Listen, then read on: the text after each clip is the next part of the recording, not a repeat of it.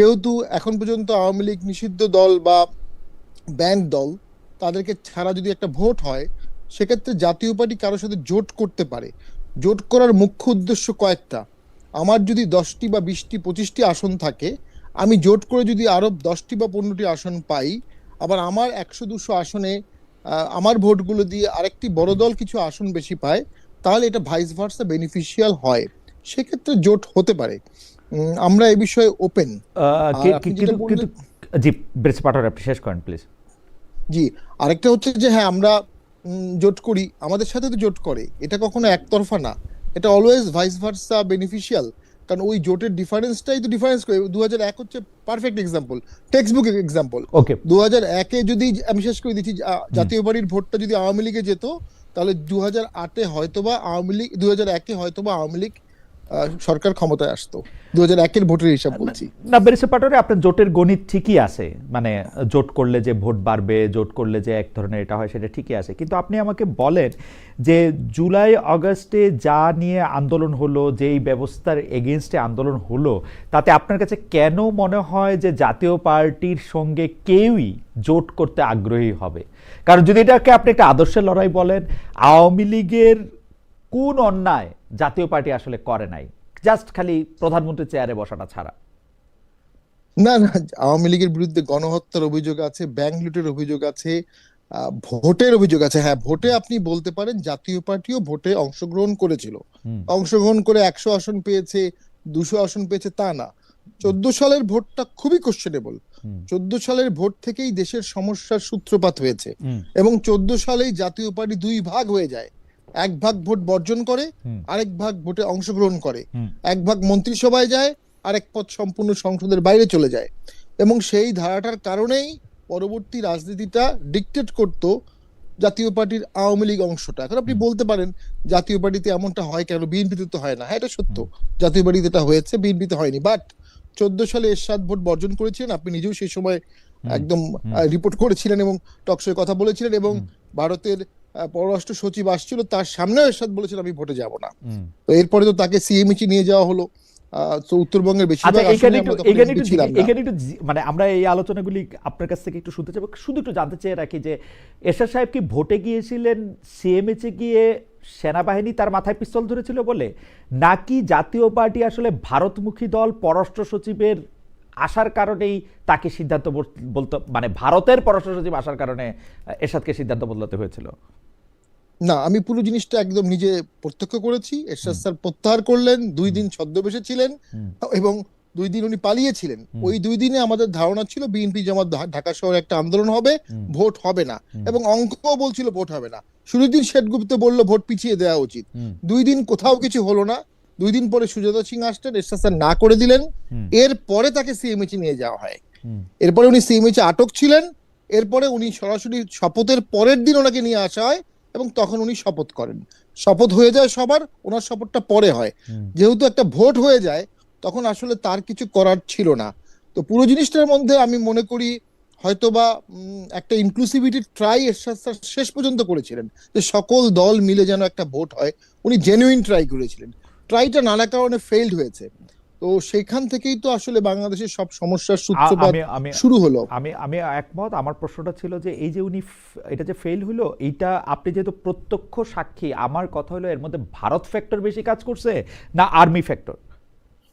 না, কোনোটাই কাজ করেনি। কাজ করেছে ওই সময়ের সরকার। এরশাদ স্যারকে 3টা আসনে নমিনেশন ছিল। হুম। একটাতে 5,000 ভোট দিয়েছে লালমনিরহাটে, হুম। রংপুরে পাশ করিয়েছে, আর ঢাকারটা উইথড্র করেছে। হুম। এটাই হলো বাস্তবতা। কোন ফ্যাক্টর কাজ করেছে এটা আমরা বলতে পারবো না। হুম। তবে জামাত বিএনপি 2 দিন যদি আন্দোলনে ঢাকা দখল করে ফেলতো, হুম। তাহলে প্রেক্ষাপট হয়তো বা ভিন্ন হতো। হুম। জামাত বিএনপি কেন ওই সময় আন্দোলন করেনি, হুম। এটাও গবেষণা করা উচিত, ওকে। এত বড় ট্রাম্প কার্ড দেওয়ার পরও। জামায়াত বিএনপি কেন আন্দোলন করে নাই? জামাত বিএনপি আন্দোলন না করার ক্ষেত্রে একটা কারণ হইতে পারে যে এরশাদ সাহেব যেহেতু একটা বড় ফ্যাক্টর ছিলেন, তিনি আসলে মানে পুরো মিডিয়ার লাইমলাইট, সে সময় আমি যেহেতু একদমই প্রত্যক্ষভাবে একটা টেলিভিশনের নিউজ রুমকে লিড করি, তখন আমি দেখতে পাচ্ছিলাম যে প্রতিদিনই নতুন নতুন ঘটনা এবং শিরোনামের জন্ম দিচ্ছেন হোসেন মোহাম্মদ এরশাদ।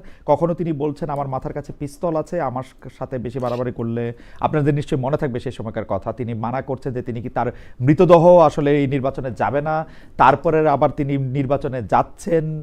আপনাদেরকে উইথড্র করতে বলছেন, আবার তিনি যাচ্ছেন। আমার মনে আছে শামীম হায়দার পাটোয়ারি নিজেও আসলে উইথড্র করেছিলেন, তার মনোনয়ন মানে তিনি নির্বাচনে লড়েন নাই, আবার তিনি নির্বাচনে গেছেন। হাওয়েভার আমরা এই আলোচনায় আসবো, কিন্তু ডক্টর গালিবের কাছে আমরা একটু যেতে চাই। বেরসা পাটোয়ারি, ডক্টর গালিবের কাছে জানতে চাইবো যে আওয়ামী লীগ নিষিদ্ধের দাবিতে বিএনপি কিন্তু যমুনার আন্দোলনে যায় নাই, কিন্তু এনসিপির সঙ্গে জামায়াত শিবির গিয়েছিল, যেটা হচ্ছে জাতীয় পার্টি সহ মানে জাতীয় পার্টি নিষিদ্ধের একটা মানে জাতীয় পার্টি নিষিদ্ধের প্রসঙ্গটা একটা পরে আসি, যে আওয়ামী লীগ নিষিদ্ধের দাবিতে বিএনপি যায় নাই, কিন্তু এনসিপির সঙ্গে আমরা জামায়াত শিবিরকে দেখছি। আবার জাতীয় পার্টি সহ গত 15 বছর আওয়ামী লীগের জোট সঙ্গী অনুসারী সবাইকেই যখন নিষিদ্ধ চাওয়া হচ্ছে, তখন সেটাতে আসলে জামায়াত জামায়াত জামায়াত চাচ্ছে যে তাদেরকে নিষিদ্ধ করা হোক।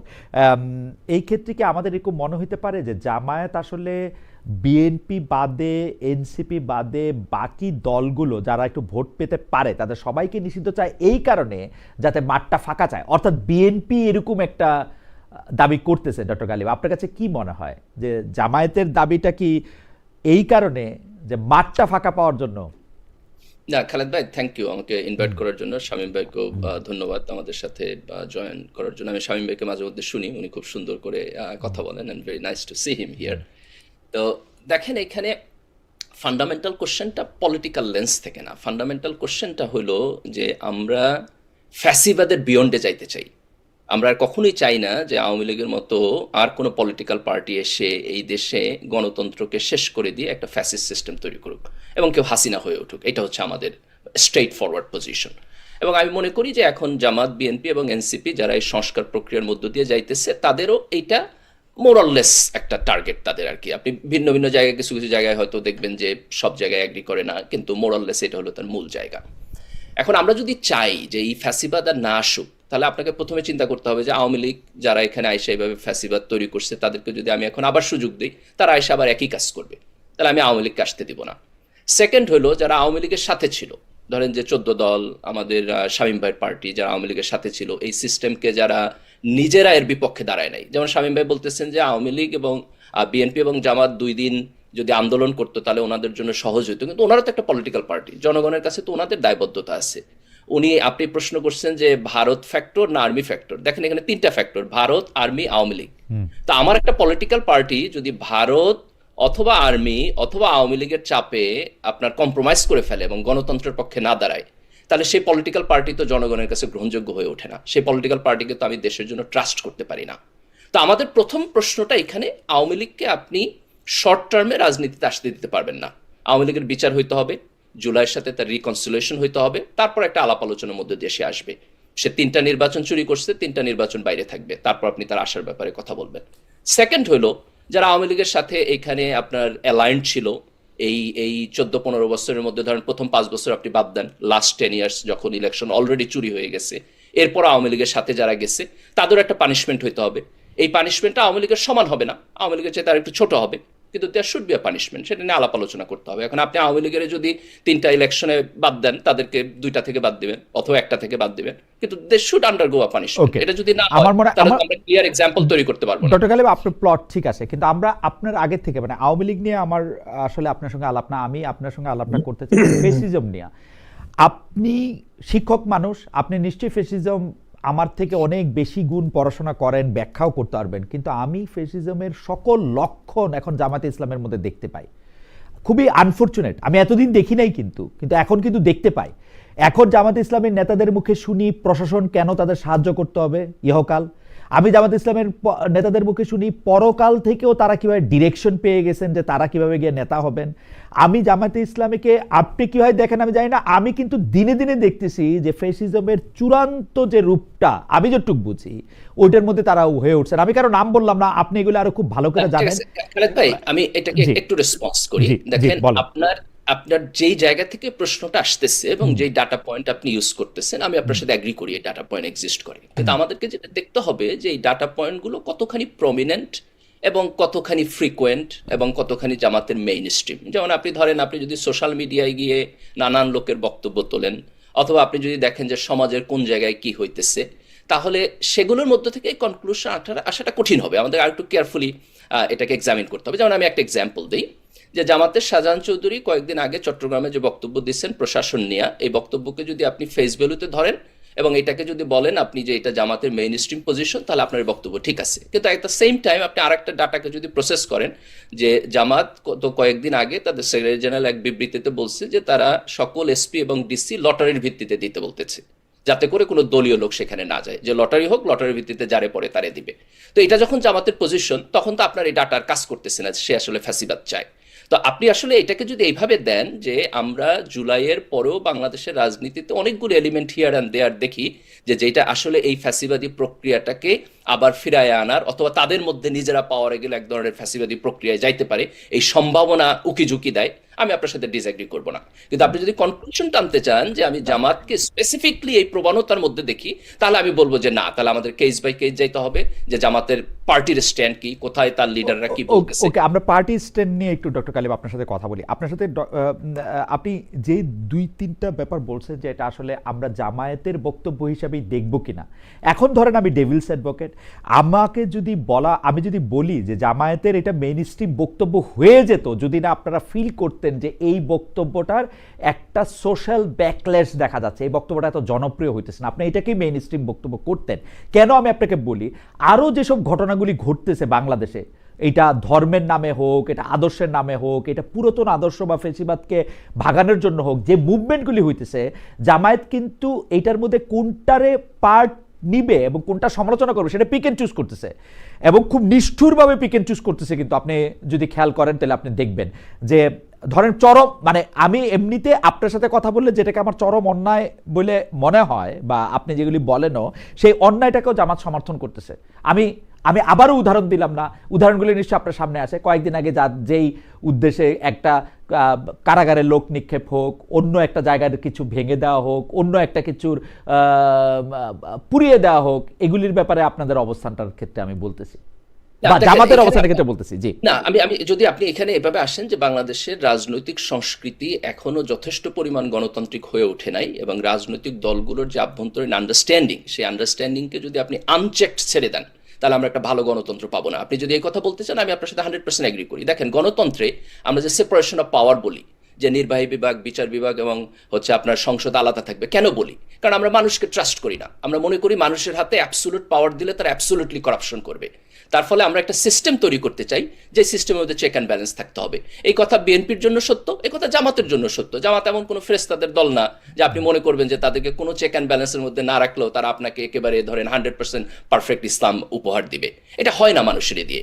তার ফলে যেটা করতে হবে, ইনসাইড দ্য পার্টি অফ জামাত ইসলাম এবং outside in our Democratic system, আমাদের চেক অ্যান্ড ব্যালেন্স করতে হবে। জুলাই সনদের পক্ষে তো আমরা এই কারণেই তো আমরা বলতে চাই যে আপনি একটা সংস্কার করেন। আপনি বলেন যে 2বারের বেশি কেউ প্রাইম মিনিস্টার হইতে পারবে না, কারণ আপনি এই জাজমেন্টের উপরে ভরসা করেন না যে তারেক রহমান 10 বছর থাইকা নিজে থেকে ক্ষমতা ছাড়িয়ে দিয়ে চলে যাবে, অথবা ডাক্তার শফিকুর রহমান এটা ছাড়িয়ে দিয়ে চলে যাবে। এই ভরসা আপনি করেন না।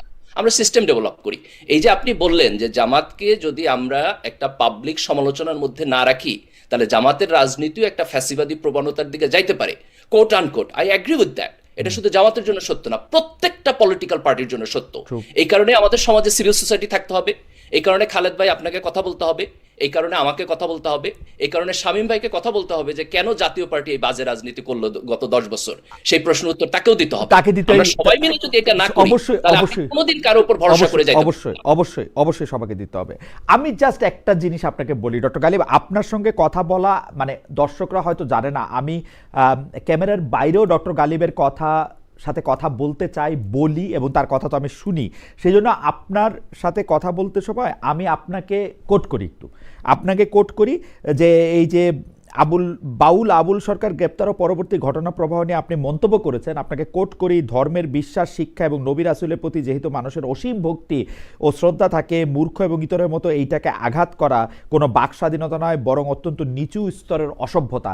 আমি আপনার এই বক্তব্যকে কনফার্ম করছি না, কিন্তু পাশে আরেকটা ব্যাপার রাখতেছি, আমরা কিন্তু অনেক বক্তাকে ধর্মীয় বক্তব্য বা ওয়াজের লিবাসে এমন সব কথা বলতে শুনি যে এই কথাগুলি আসলে মানে আপনি যাদের কথা বলছেন তাদের জন্য অনেক সময় অবমাননাকর। কিন্তু আমরা জামায়াতকে দেখি না যে এই কথাগুলিকে কনফ্রন্ট করতে অনেক বানোয়াট হাদিস বলা, অনেক রকম গালগপ্প বলা, শুধু শুধু ইসলাম ধর্মকে একটা অন্য জায়গার মধ্যে থেকে চলা, মানে আপনাদের যে শিক্ষা সে শিক্ষার বাইরে গিয়ে বলা, সেই ক্ষেত্রে আপনাদের প্রতিবাদ কিন্তু আমরা দেখি না। কিন্তু আমরা প্রতিবাদ দেখতেছি এইটার ক্ষেত্রে। এই প্রতিবাদ কি পিক এন্ড চুজ করা কিনা?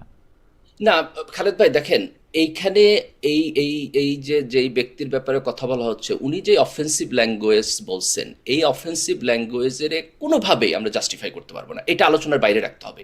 এই অফেন্সিভ ল্যাঙ্গুয়েজ একটা সভ্য সমাজের জন্য অ্যাপ্লিকেবল না। আমাদেরকে যদি আলাপ আলোচনা করতে হয় বাইরের এক্সাম্পল নিতে হবে। যেমন আমি আরেকটা সুইটেবল এক্সাম্পল দিই। আপনি দেখছেন তুলি আপার বিপক্ষে একটা মামলা হয়েছে গতকালকে ধর্মীয় অনুভূতি আপনার আঘাত দেওয়ার জন্য। এই মামলাটা যদি আপনি দেখেন, উনি যেটুকু বলছেন সেটুকু ইমপারফেক্ট, এটা মানে বলা ওনার উচিত হয় নাই, কিন্তু এইটুকু ইমপারফেকশন কারেকশনের সুযোগ থাকা উচিত। এইটুকু ইমপারফেকশনের কথা আমরাও অনেক সময় বলি, বললে আপনি তার নামে মামলা করে দিবেন, এটা কোনো ওয়ে হইতে পারে না। তো ধর্মীয় অনুভূতি এইটা সমাজে পলিটিক্যাল ইউজ হয়। ধরেন জামাতের লোকদের নামেও কিন্তু ধর্মীয় অনুভূতির মামলা করছিল হাসিনা, এবং তাদেরকে অ্যারেস্টও করছিল এই মামলায়। আজকে তুলি আপার বিপক্ষে যে মামলা হয়েছে এটাও পলিটিক্যাল। তো আমাদেরকে দুইটা জিনিসকে আলাদা করতে হবে। একটা হলো যে সমাজে ধর্মের ব্যাপারে রেকলেস হইয়া মানুষ উল্টাপাল্টা কথা বলবে, এটা সমাজে থাকা উচিত না, এখানে আমাদের একটা বাদ দিতে হবে। But at the same time আমাদের কেয়ারফুল থাকতে হবে যে আপনি হয়তো জানার জন্য বলছেন, বোঝার জন্য বলছেন, সেটাকেও আপনি ধর্মীয় অবমাননা হিসেবে পলিটিক্যালি তুলা ধরে আঙ্গুল তুলবেন, এটা ঠিক না। জামাতের দিক থেকে রিলিজিয়াস লোকদের যে কথাবার্তা, সেটার মধ্যে যদি অফেন্সিভ কিছু থাকে, এটা জামাতের যেমন কল আউট করা দরকার। আবার দেখেন, জামাতের সাথে বাংলাদেশের অন্যান্য ধর্মীয় স্কুল অফ গ্রুপের কিছুটা কনফ্লিক্টের জায়গাও আছে। তো জামাতের জন্য এটা কঠিন। আমাদেরকে যেটা বলতে হবে যে আমাদের যারা আলেম ওলামা আছেন তাদের মধ্য থেকে এটা আসা উচিত আর কি। এটা শুধু জামাতে যে পলিটিক্যাল পার্টি হিসাবে না, বরং সামগ্রিকভাবে আলেম ওলামাদের মধ্য থেকে এটা আসা উচিত। আমি একটু, আচ্ছা, এইটা নিয়ে আসলে কথা বলাও নানা কারণেই এইটা নিয়ে হয়তো আমাদের কথা বলার দরকারও, আবার কথা বলার থেকে যেমন ডক্টর কালিব বলতেছেন যে এটাকে আলাপ আলোচনার বাইরে রাখাও একটু দরকার। আমি এটা মেনে নিলাম, আমি এরপরে আবার এই প্রসঙ্গের মধ্যে আসবো। শুধু আরেকটা জিনিস বোধহয় আমরা এখানে বলতে পারি, সেটা হলো যে দেখেন, এই ব্যক্তির বক্তব্য অফেন্সিভ, বাংলাদেশের আইনে অপরাধ, ওনাকে অ্যারেস্ট করা হবে, সেটা ঠিক আছে। কিন্তু ওনার সাথে যারা আছে তাদের ব্যাপারে যদি আপনি অন্যরা আইন হাতে তুলে নেয়, সেটাও অ্যানার্কি। আমরা কেন ধর্মের ব্যাপারে এই অফেন্সিভ বক্তব্যকে কিন্তু গালিব, আপনি কি সিরিয়াসলি আপনি মনে করেন যে একজন পালাকার, যে এই পালা 30, 35, 40, 45 বছর ধরে এই পালাটা এমনিই চলে আসতেছে, এই পালার মধ্যে পক্ষ বিপক্ষ ধরে তাদের মতো করে তারা এটা বুঝান, এই বোঝাটা আসলে ইসলামের কোনো ক্ষতি করে বা ইসলামের অনুভূতির কোনো একটা কাজ করতে পারে? এই ল্যাঙ্গুয়েজে যদি হয় তাহলে আমি সিরিয়াস কোশ্চেন তুলবো। আপনি মানে এই ল্যাঙ্গুয়েজটা তো নতুন করে আসে নাই আর কি, মানে এটা 2001 সালে আগে থাকলে আগেও রং, আগে যদি থাকে আগেও রং, এটা আপনি কোনোভাবে জাস্টিফাই না। কারণ আপনি ল্যাঙ্গুয়েজটা দেখেন, এটা ফ্যাকচুয়ালি ইনকারেক্ট। যে আলাপ আলোচনা হইতেছে, সেই আলাপ আলোচনার কোনো মেরিট আমি দেখি না। এটা আগে থাকলে আমি মনে করি পুরো জিনিসটা নিয়ে প্রশ্ন তোলা উচিত। এই ল্যাঙ্গুয়েজে এইভাবে এটা কোনোভাবে অ্যাকসেপ্টেবল। আপনি কি মনে করেন যে ধরেন আমি একটা ইনকারেক্ট জিনিস বললাম, আমি ফ্যাকচুয়ালি একটা রং জিনিস বললাম, বা আমি মনে করেন আপনার কথাটার মানে আপনি যে সেই ভালোটা আমি স্বীকার করলাম না, সেইটা কি আমার মানে ফৌজদারি অপরাধ হওয়া উচিত? হ্যাঁ, দেখেন কেন আমি বলি খালেদ ভাই, যেমন আমি যদি আপনার নামে একটা মিথ্যা কথা বলি, আপনার চরিত্র নিয়ে কোনো কথা বলি, অথবা আপনার ব্যক্তিগত কোনো বিষয় নিয়ে পাবলিকলি আপনাকে ডিফেম করি, তাহলে অফকোর্স এটা ফৌজদারি না হলেও মানহানির মামলায় যাবে। মানুষের ক্ষেত্রে সত্য, রাইট, একজন ইন্ডিভিজুয়াল ব্যক্তির ক্ষেত্রে। এখন দেখেন, নবী এবং রাসূলকে আমাদের সমাজের লাখ লাখ হাজার হাজার মানুষ তার নিজের সম্মানের চেয়ে বেশি ভালোবাসে। তো আপনি যদি সেটাকে অফেন্ড করেন, it goes exactly to the same point. And second, তাদের সম্মান ডিফেন্ড করার ক্ষমতা তো তাদের আছে, তারা তো এরকম বলে নাই। মানে আপনি কি এটা মানে স্ক্রিপ্ট দিয়েও আপনি এটা বলতে পারেন যে মানে আসলে মানে ওই সম্মান ডিফেন্ড করার দায়িত্ব আল্লাহ মানুষকে দিছে? না, ডেফিনেটলি দেখেন, ইসলামে হালাল হারামের বিধান আছে, তাই না? হালাল হারামের বিধান হলো যে সেটা ব্যক্তিগত অপরাধ, আমি হারাম করলাম, আল্লাহ আমার বিচার করবে না। আপনি নবী রাসূলের ব্যাপারে এরকম অফেন্সিভ বক্তব্য বলতে পারবেন না, এটা সমাজে কেওয়াস তৈরি করবে। সেটা স্ক্রিপ্টে আছে কিনা, স্ক্রিপ্টেড কিনা? না, আপনি যদি ফিকে যান, আলাপ আলোচনার মধ্যে যান, ফিকের মধ্যে একেবারে ভেরি স্পেসিফিকলি এই পজিশন আছে যে আপনার রাসূল সাল্লাল্লাহু আলাইহি ওয়াসাল্লামকে কেউ যদি ইনসাল্ট করে কথা বলে, তাহলে সেই ইনসাল্ট করে কথা বলে তার ঈমানের ব্যাপারে প্রশ্ন হয়। আপনার কাছে ওই ভিডিওটা দেখে মনে হয়েছে যে তিনি মহানবীকে ইনসাল্ট করতেছেন? আমি এই ল্যাঙ্গুয়েজ নিতে পারি না। তিনি মহানবীকে ইনসাল্ট করতেছেন এটা মনে হয়েছে কিনা? এক্স্যাক্টলি আমার কাছে এটা মনে হয়েছে, ডেফিনেটলি। কিন্তু ওকে, আমি দেখেন, আমি হচ্ছে, আপনি যদি ধর্মের ব্যাপারে একাডেমিক আলাপ আলোচনা করতে চান, ফিলোসফিক্যাল আলাপ আলোচনা করতে চান, আমি মনে করি সমাজে সে পরিবেশ থাকা দরকার।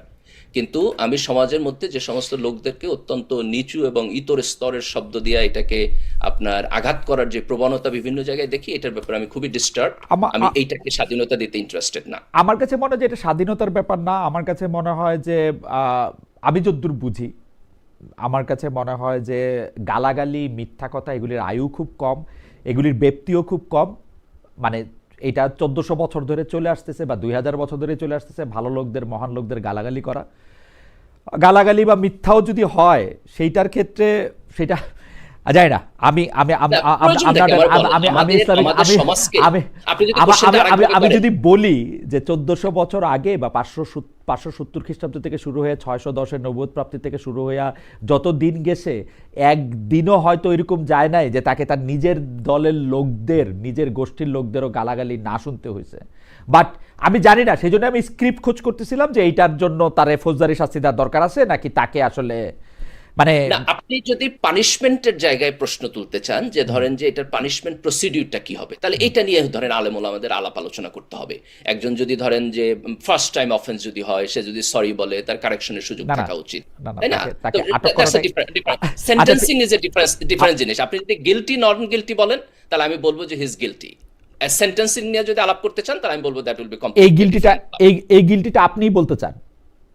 না, আমি বলতে চাই না। আপনি যদি আমার পার্সোনাল ওপিনিয়ন জিজ্ঞেস করেন, পার্সোনাল তাহলে আমি ওপিনিয়ন বলবো যে জিজ্ঞেস আমার করেন, কাছে মনে হয়েছে যে উনি পার্সোনাল গিলটি। ওপিনিয়ন এখন জিজ্ঞেস আপনি করেন। কিভাবে কালেকটিভলি গিলটি বলবেন, সেটা তো আইনের প্রশ্ন।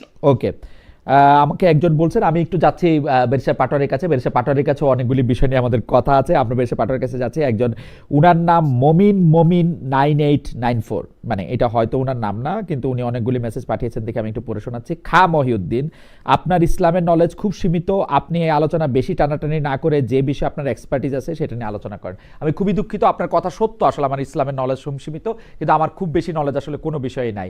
আপনাকে সো আমি যাচ্ছি বেরিসা শামীম আদার পাটোয়ারির কাছে। বেরিসা শামীম আদার পাটোয়ারি, বিগত 35 বছরে কখনো জাতীয় পার্টির ভেতরে বিএনপি পন্থী, কখনো আওয়ামীপন্থী গোষ্ঠী, এই কারণে জাতীয় পার্টি বারবার ভাঙনের মুখে পড়েছে। কিন্তু বাইরে থেকে এটা মনে হলো জাতীয় পার্টির রাজনীতি, মানে কেউ কেউ বলছেন আসলে নিয়ন্ত্রণ করে ঢাকা ক্যান্টনমেন্ট এবং ভারত। যেমন আমরা যদি বলি জিএম কাদর ভারতপন্থী গোষ্ঠীকে নেতৃত্ব দিচ্ছেন, আমাদের বলতে হবে ব্যারিস্টার আনিসুল ইসলাম মাহমুদ বরাবরের মতো সামরিক গোয়েন্দা বলয়ে থেকে রাজনীতি করছেন। এ পর্যবেক্ষণের সাথে আপনি একমত হবেন কিনা? মানে কখনো ভারত, কখনো ক্যান্টনমেন্ট, আপনারা কখনো আর জনগণের কাছে যাবেন কিনা? ব্যারিস্টার সাহেব পাটোয়ারি। না না, অনেকগুলো। 91 সালে জাতীয় পার্টি 35টা আসন পেয়েছিল। 96 সালে 17% বাংলাদেশের মানুষ জাতীয় পার্টিকে ভোট দিয়েছিল। বিদেশি অনেকের সাথে অনেকের সম্পর্ক থাকে, কিন্তু ভোটের দিন এদেশের মানুষ যেটা করে সেটাই হয়, যদি সুষ্ঠু ভোট হয়। আর আপনারা যে বিষয়ে ডিসকাশন করছিলেন বাউলদের বিষয় নিয়ে, এটা আমাদের পেনাল কোডেই অপরাধ। যদি কেউ কোনো ধর্মকে, যে কোনো ধর্মকে আঘাত দিয়ে কোনো কথা বলে, এটা শাস্তিযোগ্য, পেনাল কোডের অপরাধ আছে। আপনি নুপুর শর্মার এক্সাম্পল দেখেন, ভারতে বিজেপির নেতা, বাগ্মী নেত্রী, অসম্ভব কথা বলতেন। উনি হঠাৎ করে মহানবী সভায় বাজে কমেন্ট করলেন, পুরো মিডল ইস্ট ভারতীয় পণ্য বাতিল করা শুরু করলো, সুপ্রিম কোর্ট দেখে দেখে শাসিয়েছে। না না, আপনি ধর্মীয় এবং অনুভূতি, তাকে বিজেপি আপনি থেকে ব্যারিস্টার পাটোয়ারি, আপনি ধর্মীয় অনুভূতিতে জি। মানুষের আঘাত দিবেন, এটা কোনো অপরাধ হিসেবে বিবেচিত হবে না। যে যার মতো করে যার ধর্মকে গালাগালি না। করবে, সেইটা যে এটা করা হবে, এটা কিন্তু আমি কখনোই এটা ভালো মনে করি না। আমার কাছে Right. কথা হলো যে আমি আমার কাছে কথা হলো যে ওই কন্টেন্টটা Reaction তাই টা। ছিল কিনা। আর দ্বিতীয়, আপনি যেহেতু প্রসঙ্গটা তুললেন, সেই জন্য আমি আপনাকে বলতে জি। পারি, ধর্মীয় অনুভূতিতে আঘাত কি শুধু সংখ্যা গুরুদের ক্ষেত্রেই প্রযোজ্য বাংলাদেশে? আপনি সবার ক্ষেত্রে প্রযোজ্য। হ্যাঁ, তা আমি যেটা নিয়ে শঙ্কিত সেটা হচ্ছে রিয়াকশনটা। রামদা হাতে একজন বাউলকে মারতে মারতে পুকুরে ফেলে দেওয়া হলো, এইটা রিয়াকশন দরকার ছিল না। আপনি মামলা করতে পারেন, পুলিশ মামলা নিবে, অ্যারেস্ট করবে, দ্যাটস অল। সমস্যাটা ওইখানে হয়ে যাচ্ছে। ঠিক ওই জায়গায় জিনিসটা আর আইনের মধ্যে থাকছে না, ব্যাখ্যার মধ্যে থাকছে না, একটা আবেগ ক্ষোভের মধ্যে চলে যাচ্ছে। গত 1-1.5 বছরে অনেকগুলো মাজার ভাঙা হয়েছে, অনেকগুলো লাশ পুড়িয়ে দেওয়া হয়েছে, 2-4টা, বেশ কয়েকটা। এই ঘটনাগুলো খুব ইঙ্গিতবাহী, এবং এটা জামাতকেও খুব সতর্কতার সাথে দেখতে হবে। কারণ জামাত যখন নেক্সট ইলেক্টেড গভর্নমেন্টে যে ফরম্যাটে থাকবে, এই দায়গুলো কিন্তু জামাতের উপর না যাবে না, না, আপনি নেওয়া জামাতের হবে, উপরে যেহেতু দায় তারা- দিচ্ছেন বেরসে পাটোয়ারি, জামাতের উপরে দায় দিচ্ছেন, কিন্তু আমার কিন্তু জামায়াতকে, মানে জামায়াতের রাজনীতি আমি পর্যবেক্ষণ করি। আর আপনি কি জাতীয় পার্টির দায় দেখেন না? জাতীয় পার্টি কিন্তু না। এই ধর্মটাকে যেভাবে ব্যবহার করেছেন, তার জাতীয় পার্টির জন্ম লগ্ন থেকে এই দায়টা নিয়েও যদি একটু আপনি আমারে বলতেন, যেভাবে এরশাদ সাহেব মাজারগুলিতে গিয়েছেন, মসজিদে গিয়েছেন, মানে আপনি যদি সেইটাও একটু বলতেন তাহলে একটু জি সুবিধা হতো। আমি বলছি, জি। এরশাদ স্যার শুক্রবার ছুটি ঘোষণা করেছে, ওটা এখনো আছে। এরশাদ স্যার রাষ্ট্রধর্ম ইসলাম করেছে, এটা কয়েকবার সংবিধান অ্যামেন্ডমেন্ট হয়েছে। রাষ্ট্রধর্ম এরশাদ করেছে একবার, পরে আওয়ামী লীগ 15 অ্যামেন্ডমেন্টে ওইটা আবার নিয়ে আসছে, ওটা বাতিল করে আবার নতুন ভাবে নিয়ে আসছে। আর এরশাদ স্যার লাঙ্গল বন্ধেও তো বিশাল একটা আশ্রম করেছিলেন, জন্মাষ্টমী ছুটির দিন করেছিলেন। উনি বৈত্যবাদে বিশ্বাস করতেন, জন্মাষ্টমী ছুটি এরশাদের করা। এবং মন্দির মসজিদ সবগুলোর বিদ্যুৎ বিল, কারেন্ট বিল, পানির বিল এগুলো বন্ধ করে দিয়েছে, মসজিদ মন্দির গির্জা সবকিছুর। যা ধর্ম খুব ক্রিটিক্যাল ইস্যু। এবং আমি কেন জামাতের কথা বলছি, কারণ তারা at the moment apparently largest দল যারা ইসলামিক। এবং ওই যে আমরা আওয়ামী লীগের সাথে ছিলাম, আওয়ামী লীগ খারাপ কাজ করেছে, আমরা সেই দায় আমাদের উপর আসছে, পলিটিক্যাল দায় আসছে না, ওরকম জামাতের উপরও এগুলোর দায় আসবে এবং আরো বড় আকারে আসবে। এটা আমার পলিটিক্যাল অ্যানালাইসিস। নাও ভোটে অংশগ্রহণ করা, অনেকেই বলতে পারে কেন করলেন, আমরা করলাম না, আপনারা কেন করলেন। এটা হতে পারে, 18 সালে সবাই অংশগ্রহণ করেছিল। পৃথিবীর কোন পেনাল কোডে ভোটে অংশগ্রহণ করা শাস্তিযোগ্য অপরাধ? আমরা এটা দায় কিছু আছে, আমি অস্বীকার করছি না, আমাদের কিছু দায় অবশ্যই আছে, স্বীকার করতে হবে। বেরসে পাটোয়ারি, আপনি পেনাল কোডে গেলে আপনার সাথে তো আর কথা কয়ে পারবো না, কিন্তু আপনি আপনার কোডে বলেন, হায়দারি পাটোয়ারি কোডে আপনি কি কাজ করছিলেন? আমি এখন নির্বাচনের কোডে বলছি। নির্বাচনের কোথায় বলা আছে আপনি ভোটে অংশগ্রহণ করলে পরবর্তী ভোটে অংশগ্রহণ করতে পারবেন না? নির্বাচন যে আরপিও আছে আমাদের, কোথায় আছে? এটা পলিটিক্যালি অনেকে আমাদের পারবেনি। কিন্তু আওয়ামী লীগ যেখানে 2018 সালে এই নির্বাচনটা করার পর 2024-এর নির্বাচনটাতে আপনারা কোন মুখে গেলেন? পাটোয়ারি, এটা নিয়ে আপনার সঙ্গে আমার বহুবার কথা হয়েছে। এইটা কি এই ইলেকশনটাতে যাওয়া মানে আওয়ামী লীগকে এক ধরনের লেজিটিমেসি দেওয়া? না, এটা না শামীম ভাই, আপনারা তো গভর্নমেন্টও ছিলেন, তাই না? হ্যাঁ, 14 থেকে 18 আমাদের একটা অংশ গভর্নমেন্টে ছিল। দেখুন, এখন আসেন নির্বাচনে অংশগ্রহণ করা নিয়ে। 86 ভোটে বিএনপি বয়কট করলো, ভোটে গেলেন শেখ হাসিনা আর গেলেন জামাত ইসলামী। 86-তে সে ভোটটা বিএনপির চোখে ন্যাক্কারজনক ভোট। আর 194 দিন কেয়ারটেকার গভর্নমেন্টের জন্য আন্দোলন করলো, জামাত করেছে, জামাতের আইডিয়া কেয়ারটেকার গভর্নমেন্ট, ভালো আইডিয়া, সেটা আওয়ামী লীগ অ্যাডপ্ট করেছে। জাতীয় পার্টি 194 দিন আন্দোলনের পরে 15ই ফেব্রুয়ারি একটা সম্পূর্ণ বাকওয়াস ইলেকশন করলো বিএনপি, করে আবার একটা অ্যামেন্ডমেন্ট করে সংসদ ভেঙে দিল। তা খারাপ ইলেকশন কে করে নাই?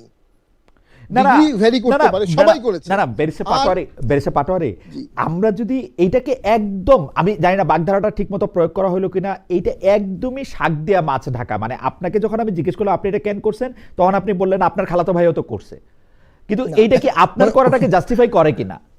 না, ওইটার কারণে আপনি আমাকে ভোটে ব্যান করতে পারেন না, আপনি আমাকে গালি দিতে পারেন, আপনি আমাকে পলিটিক্যাল ব্লেম করতে পারেন, আমার ভোটারদের মধ্যে কিছু অংশ ছুটে যাবে, অন্যরা আমাকে ভোট দিবে না, ফ্লোটিং, এটা হতে পারে, পলিটিক্যাল মাঠে খেলা হবে। কিন্তু ওই যে ব্যানের দাবি, যেটা ওই কারণে 3বার আওয়ামী লীগ খারাপ ইলেকশন করেছে, কোনো সন্দেহ নাই। আমি এই ব্যানের দাবিটা নিয়ে আমি একটু ডক্টর গালিবরে একটু জানতে চাইবো।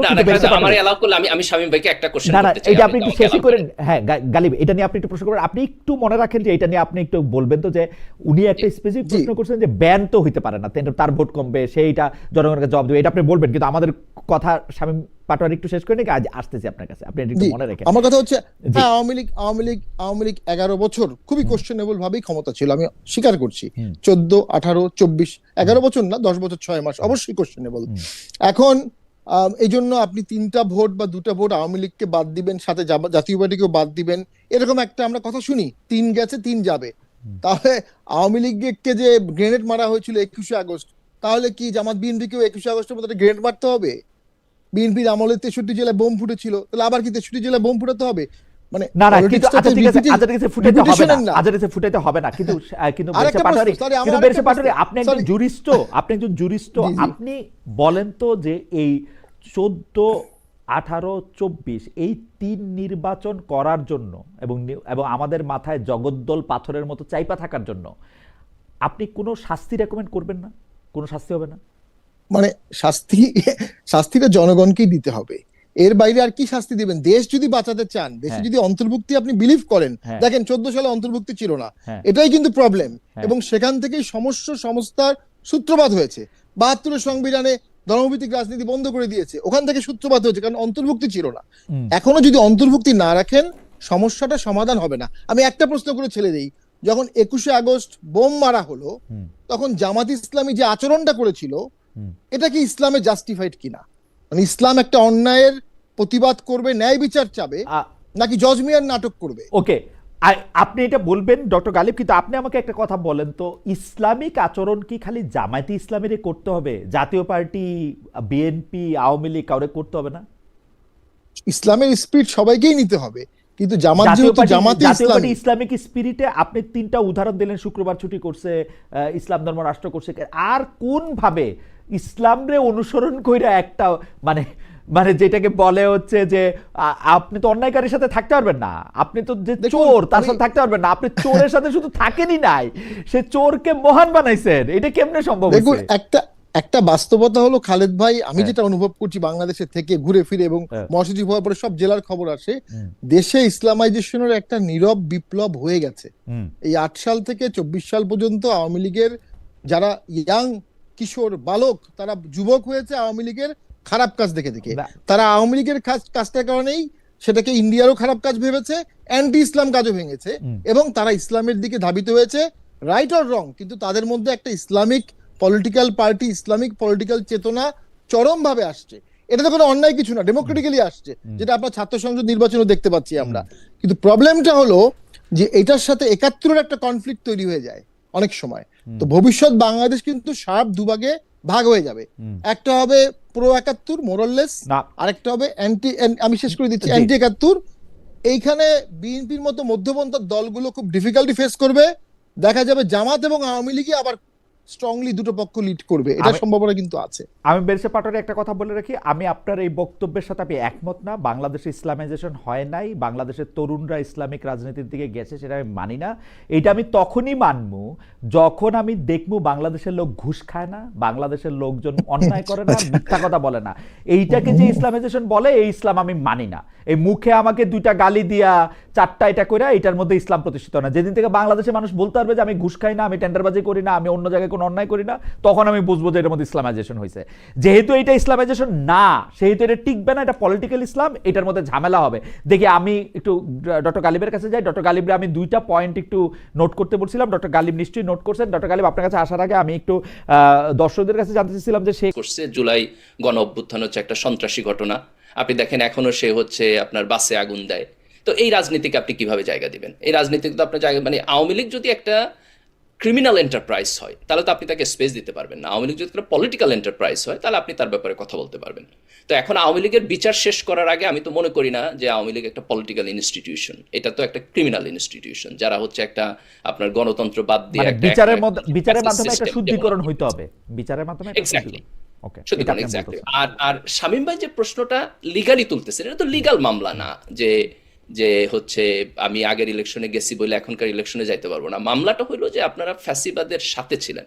শামীম ভাই, আমি আপনাকে একটা কোশ্চেন করতে চাই, সেটা হলো যে আপনি যেটা বলছিলেন যে কিছু লোক হয়তো জাতীয় পার্টির ভোট দিবে না, কিছু লোক গালাগালি করবে, এই কিছু লোকের মধ্যে আপনি নাই কেন? আপনি কেন চিন্তা করলেন না যে জাতীয় পার্টি যে কাজটা করছে এটা ভুল, এই জাতীয় পার্টি করা যায় না? What's your own reasoning? আচ্ছা, আমি বেরসে পাটোয়ারির কাছে যাব। ডক্টর গালিব, আপনি ধরেন জামায়াতকে যে সমর্থন করেন, জামায়াতের কাজকে 100% ঠিক হচ্ছে মেনেই আপনি করেন, বা এখন পর্যন্ত যত জামাত ইসলামী 71 সাল থেকে যখন আপনি করেন, তো সেই একই কারণে পাটোয়ারি করেন জাতীয় পার্টি? না, এখন দেখেন, এক্স্যাক্টলি আপনার উত্তর ঠিক আছে খালেদ ভাই। তো এখানে ইস্যুটা হলো যে কিছু কিছু অপরাধ এত বড় হয়ে যায় যে অপরাধটা থাকলে পরে আপনি আপনার পজিশন হচ্ছে আপনি রিনিউ করবেন। তো অপরাধ একটা পর্যায়ে থাকতে পারে মাইনর ইস্যু, যে ইটস ওকে, আমি এইটুকু ইগনোর করতে পারি, যে এইটুকু ডিসএগ্রি করে বাকিটা করি। কিন্তু আপনার যদি 60% ভুল হয়, 40% রাইট হয়, তাহলে তো আপনি থাকতে পারবেন। আমি পাটোয়ারির পক্ষে, রাজনীতির রাইটটা কোনটা আমি তো এটা বুঝি না। রাজনীতির রাইটটা কোনটা সেটা আপনি আমাকে বলেন, কিন্তু আমি পাটোয়ারিকে সংসদে শেখ হাসিনার সামনে দাঁড়ায় শেখ হাসিনার যেই সরকারের সকল কিছুর যেভাবে নিন্দা উনি করছেন, টক শোতে গিয়ে উনি যেভাবে কথা বলছেন, তারপরেও কি আপনার মনে করেন, আপনার কি ভাল লাগবে শামীমা পাটোয়ারিকে ইলেকশন করতে আপনি দিচ্ছেন না? এটা আপনি জাস্টিফাইড মনে করেন? না আমি দেখেন, আমি ব্যক্তিগতভাবে ওনার ব্যাপারে আমার কোনো নাই। না, জামাত ইসলামীর কি এই অবস্থাটা ঠিক আছে যে যে পাটোয়ারি বা পাটোয়ারির মতো এরকম আরো আছেন কিন্তু কয়েকজন যারা জাতীয় পার্টি করলেও, আমি বলতেছি আর কি, আপনি ইনসাফের খাতিরে আপনি আমারে বলেন এখন। দেখেন আমার পার্সোনাল পজিশন, আমি হ্যাঁ। আমার পার্সোনাল পজিশন হলো, আমি যেটা চাই, আই ওয়ান্ট অ্যান এক্সাম্পল যে আওয়ামী লীগের ফ্যাসিবাদের সাথে যারা ছিল তাদের একটা পানিশমেন্ট হইতে হবে, যে পানিশমেন্টের মধ্য দিয়ে এই দেশের রাজনীতিতে একটা এক্সাম্পল তৈরি হবে, যে যারা বুঝবে যে আমি গণতান্ত্রিক প্রক্রিয়ার বাইরে চলে গেলে দ্যাট উইল নট গো আনপানিশড। এবং এটাতে যদি 2-4 জন ভালো লোকের কিছুটা ক্ষতিগ্রস্ত হয়, আমি মনে করি এটা মাইনে নেওয়াই আমাদের জাতীয় ইন্টারেস্টের ওকে, জন্য ভালো। ফেসিবাদের সঙ্গে ছিল, এটা সংজ্ঞায়ন হচ্ছে জাতীয় পার্টি করলেই ফেসিবাদের সঙ্গে ছিল, আওয়ামী লীগ না করলেই ফেসিবাদের আমি সঙ্গে না ছিল। খালেদ ভাই, আপনি যদি আমি মূলনীতি বললাম, হ্যাঁ। এই মূলনীতিতে যদি ডেফিনেশনে জাতীয় পার্টি না পড়ে আপনি বাদ দিয়ে দিবেন, কোনো সমস্যা নাই। আপনি মূলনীতি এগ্রি করেন, তারপরে বলেন যে একটা আলাপ আলোচনার ফ্রেমওয়ার্কের মধ্য দিয়ে আমরা এটা ঠিক করব। আমি জাতীয় পার্টির স্পেসিফিক বক্তব্য দিতে চাই না, আমি শুধু বলতে চাই যে আপনি আওয়ামী লীগকে নির্বাচনে আনতে পারবেন না, কারণ আওয়ামী লীগ এখনো ফ্যাসিবাদের মধ্যে আছে, এবং আওয়ামী লীগের ফ্যাসিবাদকে যারা স্ট্রংলি সহযোগিতা করছে আপনি তাদেরকে মাপপা কিছু লোককে বাদ দিবেন, just to make an example. Just asking, এই ক্ষেত্রে কি আমরা এই দায়িত্বটা জনগণের কাছে দিতে পারি না, তাই না? যেমন কেন আমি এই কথা বলতেছি গালিব, আমি বলি সেইটা হচ্ছে 2023-এর অক্টোবরে একবার আমি মানে মানে মানে ওপেন বলছিলাম যে শেখ হাসিনার যদি সাহস থাকে শুধু চেয়ারটা ছাইরে শেখ রেহানাকে প্রধান নির্বাচন কমিশনার বানায় ইলেকশন দেন, দেখি কয়টা আসলে জিতা আসেন। মানে আমার কথা হইল, জনগণ দিয়া প্রত্যাখ্যাত হওয়ার বা জনগণ তাদেরকে প্রত্যাখ্যান করার যে সুযোগটা গণতন্ত্রের আছে, সেইটা কি আমরা নিতে রাজি না? মানে ব্যাপারটা কি এরকম? না, এখানে দুইটা জিনিস, একটা হলো যে এক পর্যায়ের অপরাধ আছে, যে পর্যায়ের অপরাধ হলে আমরা তাকে জনগণের কাছেই পাঠাই না। যেমন ধরেন একজন লোক দুর্নীতির কারণে অভিযুক্ত হইলো এবং সর্বোচ্চ আদালত থেকে পানিশমেন্ট হইলো, আপনি তার ব্যাপারে আর্গুমেন্ট করেন না যে আমি তাকেও নির্বাচন করতে দিব, দেখি জনগণ ভোট দেয় কিনা, বরং আপনি কিন্তু এই আর্গুমেন্ট করেন যেহেতু সে কনভিক্টেড, সে ইলেকশন করতে পারবে না। ধরেন একজন ঋণ খেলাপি, তার ব্যাপারে কিন্তু আপনি এই আর্গুমেন্ট করেন না যে সে ঋণ খেলাপি, সো হোয়াট, পিপল ডিসাইড। আচ্ছা ঠিক আছে, এটা ব্যক্তির ক্ষেত্রে যেমন ঠিক, এটা কি দলের ক্ষেত্রেও ঠিক? আমি মানি যাদের ব্যক্তিগত অপরাধ আছে তারা ইলেকশন করতে পারবে না, কিন্তু দলই নামতে পারবে না, দলই কিছু বলতে পারবে না, আওয়ামী লীগের কথা মুখ দিয়েই বলা যাবে না। আমি আওয়ামী লীগের কথা বললে আমিও আওয়ামী লীগের দোষর হয়ে যাব, আমার নামে হাজার আমি এটা ফর ইনফাইনাইট টাইমের জন্য মনে করি না, কিন্তু একটা টাইম বিং আমি মনে করি এটা আমাদের গণতন্ত্রের জন্য জরুরি। কারণ আপনি যদি এখনই আওয়ামী লীগকে ইনরোড দেন, তাহলে আওয়ামী লীগ এখানে আইসা আবার কেওয়াস তৈরি করবে, কারণ সে তো আপনার এগেইনস্টে সন্ত্রাস করবে। আবার এই গেমের মধ্যে যাওয়ার কোনো মানে আপনি মনে করতেছেন ওকে যদি আপনি রেজিস্ট্রেশনের বাইরে রাখেন তাহলে আর ও কেওয়াস করবে না, সন্ত্রাস তৈরি করতে পারবে না? আপাতত পারবে না, কারণ আপনি যদি তাকে নির্বাচনের বাইরে রাখেন, দেখেন আপনি সব নির্বাচনের বাইরে রাখলে আপনি আর এটা করতে পারবেন না, আপনি এরকম মনে করছেন? ঠিক আছে, দেখেন আওয়ামী লীগের পলিটিক্যাল সাপোর্ট লেস দ্যান 10%, এই 10%ও আপনার পোলগুলো যদি এখন দেখেন, আগামী নির্বাচনে এই 10% এদিক ওদিক ভাগ হয়ে যাবে। আপনি যদি আওয়ামী লীগের বিচার করেন, একটা নির্দিষ্ট সময় সে বাইরে থাকে, তাহলে এর মধ্যে দিয়ে বাংলাদেশ একটা নতুন পলিটিক্যাল ল্যান্ডস্কেপ। ও কেওয়াসটা আর করবে না, যে কেওয়াসটা আপনি ধারণা করতেছেন যদি ওর ইলেকশনে আনেন তাহলে। আচ্ছা, এটাকে ইনফাইনাইট টাইম, আমি ইনফাইনাইট টাইম বাইরে রাখার পক্ষে না, আমি মনে করি বিচারের পরে আপনার রিকনসিলিয়েশন শুরু করতে হবে। মোটামুটি 3টা নির্বাচন বাইরে রাখার ব্যাপারে পরিষ্কার। ব্যারিস্টার পাটোয়ারি আপনার দিকে একটা প্রশ্ন ছুড়ে দিয়েছিলেন, সেটি হচ্ছে যে জামাতে ইসলামী ওই সময় 21শে আগস্টে গ্রেনেড হামলার পরে জামাতে ইসলামের অবস্থানকে নিয়ে ইসলাম অনুমোদন করে কিনা, আপনি যদি ছোট্ট করে জবাব দেন। আমরা আসলে পাটোয়ারির সাথে কথা কম বলতেছি, আপনার সাথে কথা বলতে বেশি ভালো লাগছে। জোটে যখন জামাত ছিল, আমি যদি ওভারঅল তাদের পারফরমেন্স দেখি, তাদের 2 জন মন্ত্রী ছিলেন, তারা 1 পয়সারও করাপশন করেন নাই, এটা তাদের এক্সট্রাঅর্ডিনারি জিনিস ছিল। আর আপনি যদি আমার এখানে একটা প্রশ্ন আছে, এখানে আমার একটা প্রশ্ন আছে। জি বলেন। বিএনপির মন্ত্রিসভায় আমি ধরে নিলাম সে সময় 30-35 থেকে 40 জন লোক ছিল, এর মধ্যে করাপশন করছে কিন্তু আসলে 5-6 জন। বিএনপিরও 27-28 জন ছিল যারা করাপশন করে নাই। সংখ্যাটা বোধহয় আরেকটু কম হবে। আচ্ছা 22-23 জন, 17-18 জন। জামাতের যদি 2 জন করাপশন না করে 17-18 জন করে নাই, করে 50%, এটা ব্যক্তির জন্য করে নাই, ব্যক্তির কারণে। না সে ঠিক আছে, কিন্তু জামাতের যেহেতু 2 জনের 2 জনই করে নাই, এটা জামাতের জন্য একটা পজিটিভ পয়েন্ট। আপনি প্রশ্ন তুলতে পারেন এই 2 জন যদি 60 হয় তাহলে কি তারা না কইরা থাকতে পারবে? দ্যাটস আ ভ্যালিড কোশ্চেন, কিন্তু ওনারা করে নাই। কিন্তু আমি যদি ওনাদের সমালোচনা, আপনি যদি নেগেটিভ পয়েন্ট করতে চান, তাহলে আমি 3টা বড় পয়েন্ট বলবো। একটা হচ্ছে বিএনপির করাপশনের ব্যাপারে ওনারা পাবলিকলি সমালোচনা করেন নাই। 2 হলো বিচারপতিদের বয়স যখন বাড়ানো হয়েছে, এন্ডোর্স করছেন প্রতিটা কাজ, এন্ডোর্স করছেন প্রতিটা কাজ, এন্ডোর্স করছেন, এন্ডোর্স বলতে পারেন। ওকে, আই এগ্রি উইথ দ্যাট। সংসদে যখন প্রশ্ন উঠেছে, ছোট করে প্রশ্ন উঠছে, তখন প্রতিটা কাজ এন্ডোর্স করছেন। ওনারা মারা গেছেন, ওনাদের সম্পর্কে আমি কিছু বলতে চাই না, কিন্তু ওই সংসদের ওই হ্যান্ডসার যদি আপনি পড়েন, প্রতিটা কাজ এন্ডোর্স করা হয়েছে, প্রতিটা কাজ। আচ্ছা না, আমার ওটা দেখতে হবে, আমি না দেখে বলতে পারবো না, কিন্তু আমি আমার জায়গা থেকে বলতেছি ওনারা পাবলিকলি সমালোচনা করেন নাই। সেকেন্ড হইলো বিচারপতিদের বয়স বাড়ানো হয়েছে, আপনার এই বাড়ানোর মধ্য দিয়ে আপনার তত্ত্বাবধায়ক সরকারের পলিটিক্যাল ইনস্টিটিউশনকে আপনার আঘাত করা হয়েছে, এটাকে ওনারা সমালোচনা করেন নাই। শামীম ভাই যে কোশ্চেন তুলছেন সেটা মেরিট আছে, যে 21শে আগস্টের যে বোমা হামলা হয়েছে সেটাকে বিএনপি যখন আপনার এই জজ মিয়া নাটক করছে ওনারা সেটার সমালোচনা করেন নাই, এটা অন্যায় কাজ করছেন, ভুল কাজ করছেন, ভুলকে আপনার স্ট্রেট ফরওয়ার্ড ভুল বলতে হবে। কিন্তু ডক্টর কালিম, আপনি যত সহজে ভুল বলেন, জামাতের কেন্দ্রীয় নেতাদের মধ্যে আমরা এত সহজে ভুল স্বীকার করাটা আমরা দেখি না। তারপরেও আপনাকে ধন্যবাদ জানাতে চাই, যে কারণ আপনার কথা যেহেতু তারাও শোনেন, নিশ্চয়ই এটাতে 100 এটার মধ্যে প্রভাব আমরা দেখতে পাবো। যাই হোক, আমরা একটু ডক্টর শামীম ডক্টর গালিবের কথা শুনলাম, আমরা একটু ব্যারিস্টার শামীম পাটোয়ারির কথা শুনি। ব্যারিস্টার শামীম পাটোয়ারি, আমরা জানি যে আমাদের জাতীয় নিরাপত্তা উপদেষ্টা জনাব খলিলুর রহমান আসলে ভারত সফর করেছেন। তিনি ভারতের নিরাপত্তা উপদেষ্টা অজিত দোভালের সঙ্গে বৈঠক করেছেন এবং বিভিন্ন গুরুত্বপূর্ণ বিষয়ে আলোচনা করেছেন, কিন্তু আমাদেররা এখনো জানি না যে এটার মধ্যে কি আলোচনা হয়েছে। আমরা কিন্তু এর আগে দেখছি যে জাতীয় পার্টি প্রধান ভারত সফর করতেন, ফিরে এসে সাংবাদিকদের বলতেন কিছু বলা যাবে না। আমার কাছে মনে আছে যে আমি একবার চেপে ধরছিলাম যে না, আপনাকে বলতেই হবে, আপনি বলবেন না কেন, আপনি একটা দলের, একটা বিরোধী দলের প্রধান, তিনি, আপনি এটা কেন বলবেন না, মানে মানে কিন্তু তিনি আমারও বলেন নাই। এখন জে এম কাদের সাহেব কিন্তু আবারও ভারত সফরে গেলে কি আলোচনা হতো এখন, মানে মানে ওই সময় ভারত সফরে গিয়ে কি আলোচনা হয়েছে তা প্রকাশ্যে কেন এখন বলতেছেন না? মানে তিনি কেন এখন আমাদেরকে জানাইতেছেন না যে তাকে আসলে কি চাপের মধ্যে দিয়ে যাইতে হয়েছিল, বা তিনি কি চাপের মধ্যে গেছেন, তাহলে আমরা এটা বুঝতে পারতাম। আওয়ামী লীগের মন্ত্রীরা কিন্তু বলতো তারা ভারত যান যাতে আওয়ামী লীগ সরকারকে ক্ষমতায় রাখতে ভারত সাহায্য করে। আপনার নিশ্চয়ই মনে থাকবে ব্যারিস্টার পাটোয়ারি, আপনি একটু আমাকে বলেন যে জি এম কাদের সাহেবের সাথে ভারত। জি এম কাদের সাহেব ওটা স্লিপ অফ টাং ছিল। আর চ্যাটহ্যাম রুল বলে তো একটা রুল আছে যে একান্তে কথা বলে এটা বাইরে বলা যাবে না, এটা খুব নর্মাল। দেখুন, জি এম কাদের কোনো পোর্ট দিয়ে আসে নাই, কোনো বিদেশে কোনো চুক্তি, সামরিক চুক্তি করে আসে নাই, কোনো নন ডিসক্লোজার ক্লজের কিছু করে নেই। কি করছে আমরা জানি না তো, বর্তমান আমরা জানি না, হ্যাঁ, কিন্তু অবশ্যই লিখিত কিছু হয়নি, চুক্তি হয়নি। বর্তমান সরকার তো চুক্তি করবেন না, জে এম কাদের হচ্ছে ভারতকে সাহায্য করবেন, ভারত যাতে এখানে অ্যাক্ট করতে পারে। এমন আমার তো মনে হয় উনি ওনার অভিজ্ঞতা থেকে এমন একটা অপিনিয়নও দিতে পারেন যে বারবার একতরফা ভোট করা হলে দেশের ক্ষতি হতে পারে, এমন অপিনিয়নও দিতে পারেন, আমি নিজেও জানি না। কিন্তু বর্তমান সরকার নন ডিসক্লোজার ক্লোজ দিয়ে চুক্তি করেছে এবং জামাত সেটাকে সমর্থন করেছে, ইসলামিক দলগুলো এনসিপি জামাত সমর্থন করেছে। আচ্ছা, গালিব ভাই অসাধারণ বক্তব্য দিয়েছেন এবং তার মধ্যে যে কুইক স্বীকার করে নেয়, এটা বাংলাদেশের রাজনীতিতে বিরল। এবং আমি মনে করি ওনার মতো লোক যে দলের অ্যাডভাইজার থাকবেন বা তার কথা শুনলে অবশ্যই জামাত আরো লিবারেল হবে, আরো ইনক্লুসিভ হবে এবং পলিটিক্যালিও শাইন করবে।